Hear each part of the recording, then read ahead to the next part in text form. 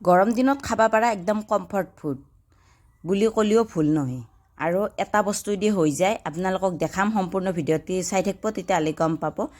আৰু কি আঞ্জা হয় আজি এই দুখন আঞ্জা আপোনালোকে চালি গম পাব আৰু আপোনালোকক শেষলৈকে দেখি থাকোঁ আৰু চাই থাকিব, গম পাব গোটেইখিনি। আৰু খাবৰ কাৰণে খুব টেষ্টি হয় এনেকৈ যদি বনে। আৰু এইটো পানীলাও লৈছোঁ। পানীলাও এই গোল গোল পানীলাওটো দেখাতো ভাল লাগে ন, আৰু খাবৰ কাৰণেও ভাল লাগে। তাৰপিছত এইটো ধুনীয়াকৈ কাটি লৈছোঁ। যিহেতু ডাঙৰ আছে সেইকাৰণে ভালকৈ কাটিব নোৱাৰোঁ, সেইকাৰণে এক ফাল্লা কৰি কাটি লৈছোঁ।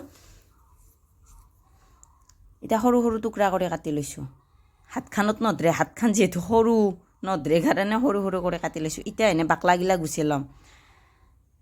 আপোনালোকে বাৰু পানীলাওৰ বাকলাগিলা ফেলে দিয়ে নেকি? পানীলাওৰ বাকলা ফেলে নেদব, এনেকৈ বনাই কিনে খাব পাৰিব মোৰ দৰে।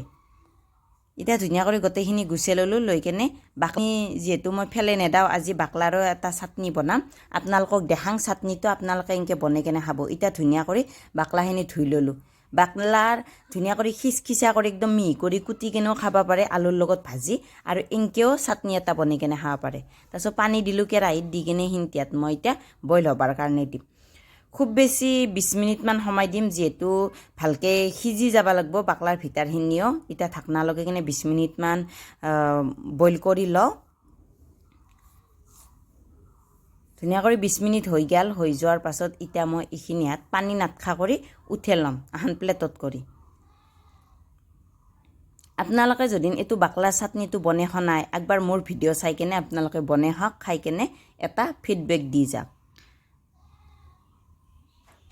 এতিয়া উঠাই ল'লোঁ গোটেইখিনি। উঠাই লৈ কিনে এটা মিক্সি জাৰত ভৰাই দিলোঁ। আপোনালোকৰ যদি মিক্সি জান নাই, পাতাতো পিচিব পাৰে। মই কিন্তু প্ৰায় পাতাতে পিছোঁ। আপোনালোকক দেখাং মই যিগিলা মছলা আছে, মই মছলাগিলা পাতাতে পিছোঁ। কেতিয়াবা এলাহ লাগলি মই মিক্সিত দি দিওঁ। তাৰপিছত নিমখ দিলোঁ, এটা ভোট জলকীয়াও দিলোঁ লগতে। এতিয়া জ্বালা কম খাওঁ খুজিলে কমো খাব পাৰে। তাৰপিছত এইখিনিতে ধুনীয়া কৰি পেষ্ট বনাই ল'লোঁ। বনাই লৈ কিনে কেৰাহীত তেল দি দিলোঁ। এইখিনি যিহেতু মই অলপমান ভাজি কেনে মানে চাটনিটো বনাম। মই কেঁচাই তাৰমানে কি কেঁচা নহয়, বইলে কৰি লৈছোঁ। তাৰপিছত 1 চামুচ গোটা জিৰা দিছোঁ।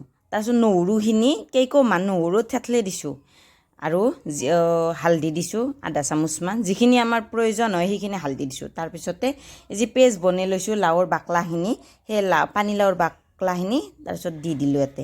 এতিয়া মই ভালকৈ ডাঠ হোৱাক লেগিন ভাজি থাকিম। এইখিনি একদম ডাঠ কৰি দিব লাগিব। তেলৰ পৰিমাণটো অলপমান কম কৰি দিব। মোৰ অলপমান বেছি হৈছে, কিন্তু ধুনীয়া হৈ গৈছে, মোৰ একদম পাৰফেক্ট হৈ গৈছে। আপোনালোকে অলপমান কম কৰি দিব। তাৰপিছত হৈ গ'ল, মই ধুনীয়া ডাঠ কৰি ল'লোঁ, হৈ গ'ল। এতিয়া মই ভাত উলাই ল'লোঁ। এতিয়া খোৱাৰে কথা, ইমান ধুনীয়া এটা গোন্ধ আহি আছে ভোট জলকীয়াটোৰ, মানে খাওঁ লাগি আছে। এফালে দি দিলোঁ চাটনিখিনি। আপোনালোকে যদি খাই পোৱা নাই একবাৰ খাই চাব। তাৰপিছত কাটি ৰখা যি লাওখিনি আছিল, লাওখিনি এতিয়া ধুনীয়া কৰি সৰু সৰু টুকুৰা কৰি লৈছোঁ। এইখিনি ইয়াত মই মচুৰ দালিৰ লগত বনাম। এফালে কাটি ল'লোঁ, লৈ কিনে মচুৰ দালিখিনিও ধুই ল'লোঁ।